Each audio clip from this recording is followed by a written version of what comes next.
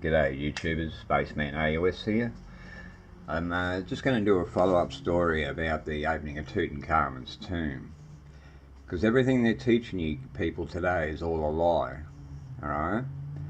Now, I've been trying to figure out how I could tell you guys this story, but basically I had these drawings I did for my daughter years ago, and I sort of added a bit of colour, and I'm just going to use them as a demonstration to you what I saw in this film.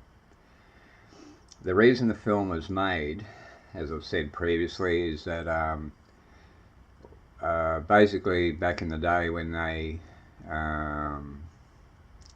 were all hunting for this King Tutankhamen and his gold treasure, they spent like 6 months looking around just for the city, and no one was able to find it.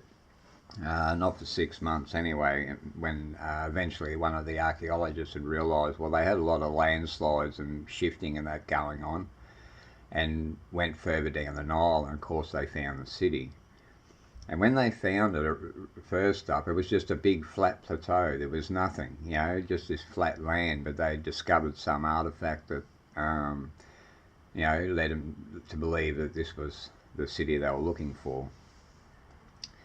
So they dug out for 6 months. Every Egyptian went there and dug this city out by hand, by shovel.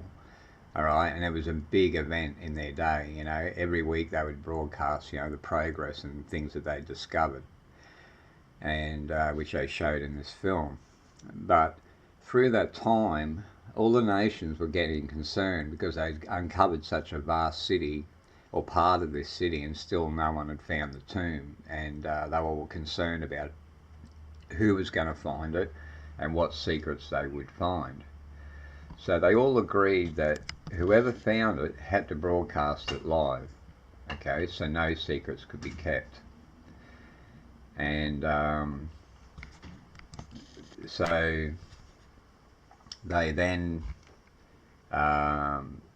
they all made that agreement, and that's why this film was produced. So anyway, after another 6 months, one of the archaeologists had claimed they'd found the tomb, and they'd also found the servant's tomb.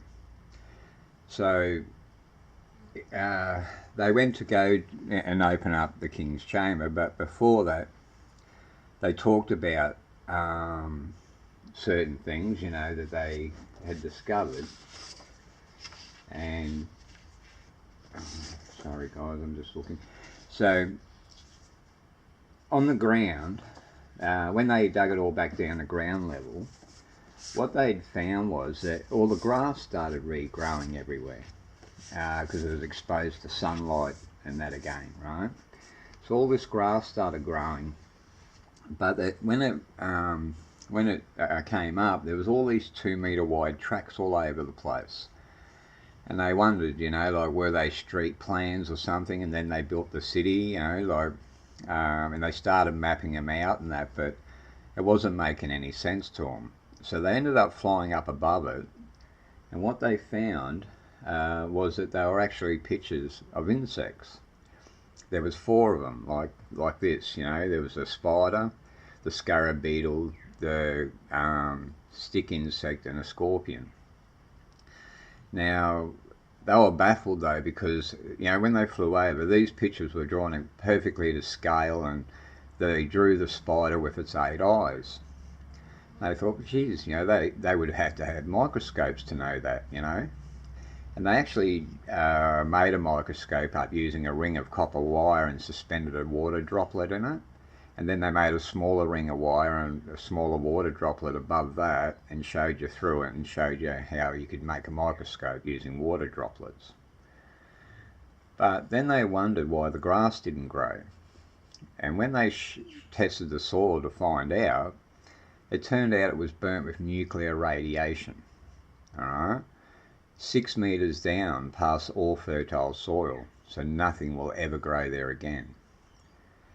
Now, they couldn't explain that, because they said our bombs only go 6 inches into the earth, and 3 years later the grass comes back. So how they did this, they could not explain. So they then move on then to opening up the tomb of Tutankhamen. But on the way, along here, this yellow trench here, this was actually a trench, and on that side was like a cliff face. And as they're walking in this trench was probably about 4 foot deep. You know, they could see over it into this area, you know, but it was a trench they were walking in. And as they were coming up along here, they passed the servant's tomb. And they stopped and they said, yeah, we've found the servant's tomb as well. They had discovered that one as well. But they said they wanted to open the king's chamber first because, you know, they didn't want to disturb the servant's tomb unless they had to.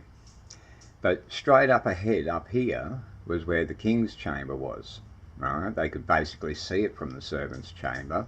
But they basically said they'd found this path and dug their way along it, and you know, that's what led them to it. So then they go to the king's chamber and they open it up. And when they walked inside, this is what they've seen. There was no artwork. All this bullshit about the artwork, and you know, think about it, they reckon the artwork was done by more than one artist. It had runs in the paintwork, you know, all these things like it was a rush job. It was a rush job, all right, because they got someone to put that crap in there to make out it was the king's chamber. Or, you know, like the king was buried in there or some crap. There was nothing but this red marble sarcophagus, right? These vases, there was more than 3, but there was all these tall vases in there that had sort of black goo running out of them. And a small pile of clothing here on the floor. So they straight away assumed that this was definitely the servant had been buried in the king's chamber. Because there was nothing, no possessions or treasures or any other thing, just these small pile of possessions. And as we know, servants are not allowed to die with possessions, right? So they lifted the lid off. They took the lid off this red marble sarcophagus, slid it back onto a stand like this, exposed the mummy. And all that was in there was this casket that the mummy was sitting in, and he was covered in this black resin. Right? He wasn't wrapped in, I don't even think he was wrapped in bandages. It was just, they poured it down his mouth, and all this sort of thing. The guy who in the film commentating said, you know, that the people at the time must have really liked this bloke because they took a lot of risk doing this. Because only royalty were allowed to be mummified and preserved, you know. So to preserve the servant, you know, was a big risk, and that's why they used the resin. They believed. They said that's why they used the vases. They smuggled the resin in the vases.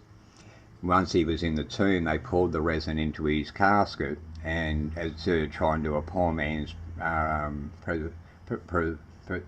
mummification or whatever. And that's what it was used for. That's where this mummy in the black resin came from. And this is the mummy they're showing you today, all right, as the king. Because it's not the king, I'm telling you. They then went back to the servant's tomb, right? Now, in their day too, in the day when they opened this, they believed this was going to be the best mummy the world had ever seen. And being sealed in gold, you know, and they wanted to take the opportunity of it being filmed live to expose the mummy. So they decided they were going to open the casket in the tomb, you know, to show this well-preserved mummy. It actually, and this film is actually why and how we got to find out how mummies were made, because when this film aired in its day, a lady, an Egyptian lady, come forward and said, no, you're wrong. They mummified the mummies and then put them in the tomb. So we now today know the truth.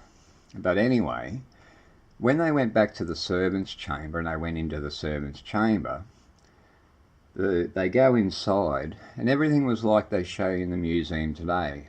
On your left side as they went in the door was where all the artefacts were, along that wall along the left of the doorway. And then behind the sarcophagus also was some treasures. But right in front of the doorway, as you walked into the tomb, was this grey marble sarcophagus. Alright, just a stone one, not red or anything, it was just stone, and there was no artwork or anything anywhere. Now, I've drawn the lid here laying down, but they actually slid it back on a platform like the other one, but I'm just showing you. When they got in there and they decided to take the lid off, you know, they showed the golden casket, you know, and it was gorgeous. There was no grime or dirt or any of that crap on there. All that's a load of bullshit. You got to remember, this was sealed in a stone box. You know, how in the hell would it get grubby and, you know, all that stuff? It's a lie. They've made that happen, you know, to sell their story, so to speak. But what I want to show you now, when they took the lid off, that's when they first, and took the gold lid off the casket, that's when they first found that mask. And like, they were all stunned, you know, like, oh, more gold, you know, and how beautiful it was and whatnot. But they slid it off him, alright? There was no resin sticking it all together. They slid that mask off him, okay? And when they did that, he was just a normal mummy, like every other mummy, but he had his arms crossed with a book under it. Now, even today with your story, this story they're trying to sell us about the king being buried in resin and having a club foot, and he was a cripple and walked with a cane and all this crap, right? You got to remember, he was a servant. He was a slave to the king. Alright, they used servants back then as slaves because so they couldn't sneak up and cause them harm, you know? So, that's why he had a club foot, you know, because they're passing the servant off as the king. Because, as I said, in this film, when they walked in that doorway and they peered to the left and saw the treasure and that and some of the stuff behind the grey marble sarcophagus, when they turned to the right, there was a bloody jet airplane. No shit, it was a plane like this, had its wings taken off, laying up against the fuselage, and it had the thruster and all that out the back here, and, you know, the tail and all that. But they didn't know about jet planes and things back then, you know, like it didn't have propellers or any of that sort of thing, so I assume they probably thought it was a glider or something. But anyway, that, I think, is where they learned how to build the jet engine. Alright, because this was in the tomb with the king. But then they peer back, you know, to the stone sarcophagus, as I said, lift the lid off and expose the mummy, and here it is, this book. They were excited as hell, you know. They said that, you know, they've never ever had a book of Egyptian paper, or had any Egyptian paper except a corner of a page with 3 words on it. So to find a book was unheard of, and potentially worth more than all the gold you saw in his tomb. And they talked about the quality of the paper and how even today it was the best paper you could buy.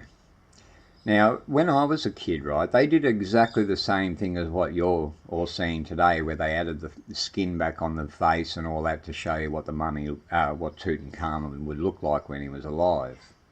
They got a lady who was a forensics expert, you know, for the police force and that, and got her, they made a model of the skull and got her to add with plasticine, you know, the face on it and show people what he looked like. And in that documentary about that, they actually talked about how his arms had broken off at the shoulders. And they claimed that, you know, it was because his arms had collapsed down onto his chest over time. And I remember thinking to myself, yeah, that's for sure, it collapsed down onto his chest because they took this book out from under his arms. Alright, now, so this is the second time around they're trying to sell off this king business, you know, or done a documentary about him, what he looked like and all that, right? Not the first time. This one they're doing today is absolute bullshit. They're selling you the servant as the king. Alright, now they said if they could open the book up, they would love to show us inside it, right? And they took the book out from under his arms and begun to open it. And he was able to read the front of the book, and it said it was the diary of Tutankhamen. So he took the book out and he began to open it, and he said it was like the day it was made. It was in perfect condition, and they were able to open it right up and flatten it out. And on the first page it had on there about who Tutankhamen's parents were, and when they reigned king and queen, and when they died, and when he became king, and when he died, like a eulogy, all on the first page.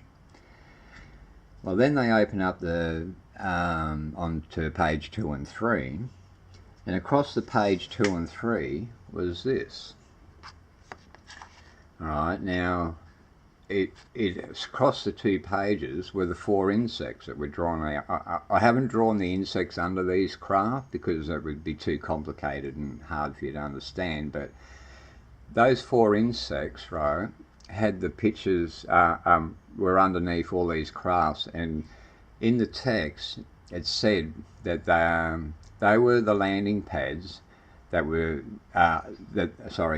they said that the Egyptians were being visited by 4 other worlds in their day, and these were the landing pads that they created so they could spot them from space as they returned. Now, under each UFO was a picture, okay? Now, I can't remember exactly what picture was under which UFO, so that's why I really haven't drawn that under there. But the UFOs they drew were exactly the same UFOs we see today, you know, people taking pictures of and stuff, right? Now, what I do remember is that the first UFO was this shape, you know, the dish shape, the square top with the portholes in it, and they belonged to these little guys. They were only 5 feet tall, but they were like little hobbits, you know, drawn, you know, big nose, pointy ears, long beard and long hair, fairly solid. Right, the second ones were like Spock, you know, they were like us exactly, or fairies, you know, if you want to say. They were good looking, had long hair, pointy ears, no beard, and they were flying around in these typical dish-shaped UFOs. But they all had their landing gear, hoses and ladders coming underneath. The third ones was this triangular-shaped craft.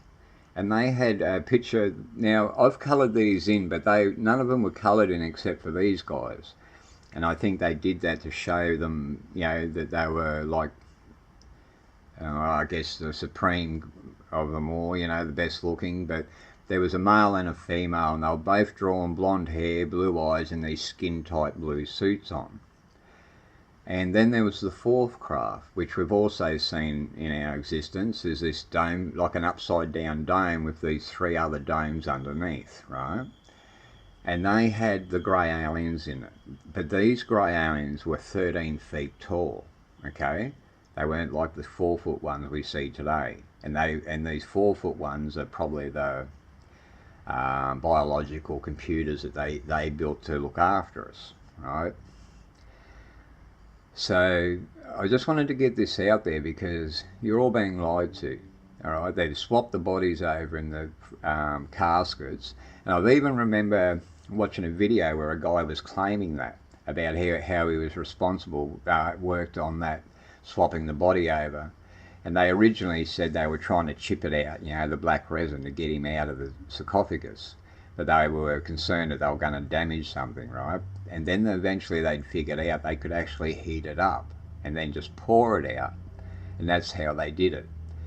But they reckon that they were still concerned that they were going to get caught for what they'd done, because when they did that, and as the resin cooled, it moved away from the edge of the casket, right? And they thought that, you know, scientists and, you know, other investigators would eventually figure it out that they'd done that. But no one did, right? So everything's a lie. You're being told a lie, all right? Now, the Egyptians, as I said, were being visited by 4 other worlds, all right? These are your gods, the ones, you know, that came here and used advanced technologies and showed us advancements, you know, and we treated them as gods.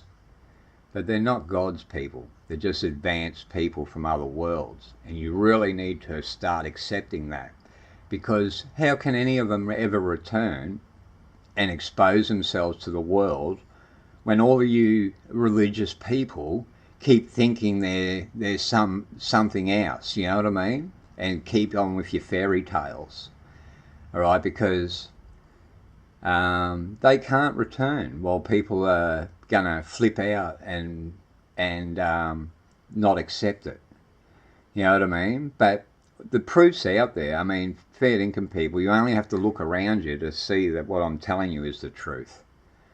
All right? I think it's time the world grows up and demands the truth, because I'm telling you, all these bloodlines, these royal bloodlines that they claim they are, they're no different than you and me, mate. They've got no more authority over the world. They just claimed it because they discovered all this stuff back in the ancient times and took control of it and used it for their own gain, you know.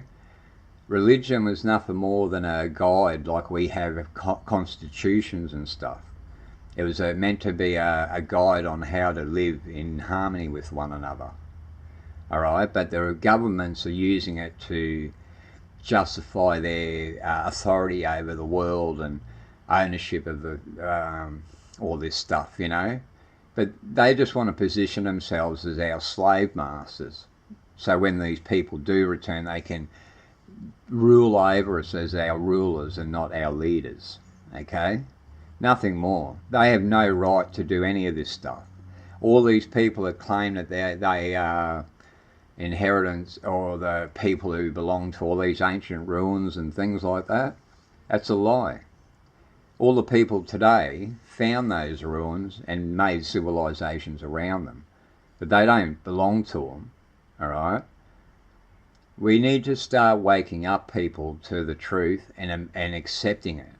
If you ever want to see your gods return or the world evolve properly, we need to unite as a race of people of Earth, you know what I mean? And not keep fighting over all these differences that religion teaches us, you know, or like makes us out to, you know, that their God's the only true God and all this bullshit.